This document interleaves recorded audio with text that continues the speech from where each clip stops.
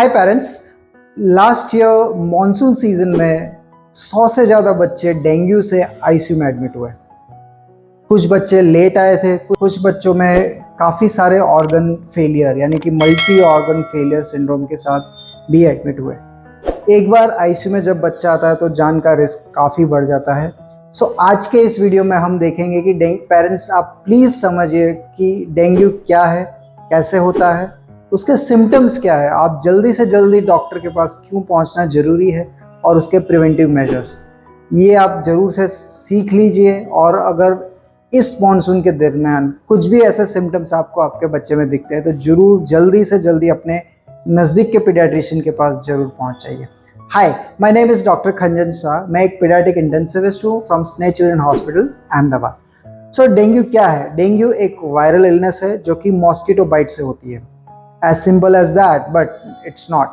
Dengue is caused by 4 types of different viruses और unfortunately एक virus के infection से दूसरे वायरस से हमें प्रोटेक्शन नहीं मिलता है। तो डेंगू के सिम्टम्स क्या है? फीवर आना, बुखार आना, बहुत ही हाई ग्रेड फीवर स्टार्ट होता है और कई बार बाइफेजिक भी होता है, बुखार आता है फिर बुखार जाता है। जब बुखार चला जाता है तब काफ़ी पेरेंट्स में एक सेंस ऑफ सिक्योरिटी आ जाती है, लेकिन कुछ बच्चों में, कुछ प्रतिशत बच्चों में जब फेब्राइल पीरियड यानी कि बिना फीवर का जो फेज़ होता है उस टाइम पे ही कॉम्प्लिकेशन स्टार्ट होते हैं। ऑर्गन्स पे इफ़ेक्ट होना, heart, brain, liver, kidney, platelets कम होना, ब्लीडिंग कम होना, ये सारे कॉम्प्लिकेशंस उस फेज़ पे कुछ प्रतिशत बच्चों में स्टार्ट होता है। सो फीवर, हेडेक होना, आँख के पीछे दर्द होना, बॉडी एक, मलेज, ये सारे सिम्टम्स हैं।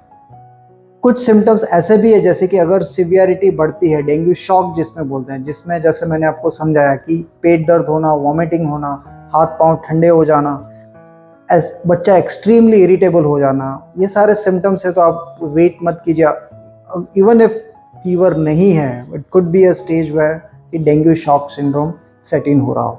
डेंगू डॉक्टर डायग्नोस कैसे करते हैं? जब मॉनसून सीजन में स्पेसिफिकली आप इन सिम्टम्स के साथ जाते हैं तो आप पीडियाट्रिशियन कोई ब्लड टेस्ट करेंगे और उन ब्लड टेस्ट से कुछ कंफर्मेटरी टेस्ट हैं जैसे कि पीसीआर हो गया या तो सीरोलॉजिकल टेस्ट हो गए, और at the same time certain clinical features के साथ मैच करके डेंगू का डायग्नोसिस डॉक्टर करते हैं। Well, treatment is supportive treatment रहती है। मेनली बच्चे अगर खा नहीं पा रहे उनको हाइड्रेशन दिया जाता है, इंट्रावीनस हाइड्रेशन दिया जाता है, पैरासिटामोल फीवर के लिए दिया जाएगा, एंटीबायोटिक्स वगैरह की ज़रूरत नहीं होती है, और अगर कोई कॉम्प्लिकेशन होता है तो बेस्ड ऑन दैट उनकी ट्रीटमेंट की जाती है। आपके लिए एज ए पेरेंट ये समझना जरूरी है कि क्या आप प्रिवेंट कर सकते हैं। Well, we can to a certain extent prevent this deadly disease. कैसे कर सकते हैं? तो फर्स्ट एंड फॉरमोस्ट, ये जो डेंगू वायरस है वो एक्टिव ड्यूरिंग डे टाइम रहता है, तो आप कपड़े पूरे स्लीव्स के पहनाइए, नीचे पाँव में शॉर्ट्स पहनाना, स्लीवलेस, गर्मी होती है, मानसून होता है तो वो सारे फुल स्लीव के कपड़े पहनाना। मॉस्किटो रेपेलेंट्स आर अवेलेबल जो कि अभी स्टिकर के फॉर्म में मिलते हैं जो आप अपने बच्चों के पीछे लगा सकते हैं। सो मॉस्किटो रेपेलेंट आप लगाइए, मॉस्किटो नेट्स आप लगा सकते हैं।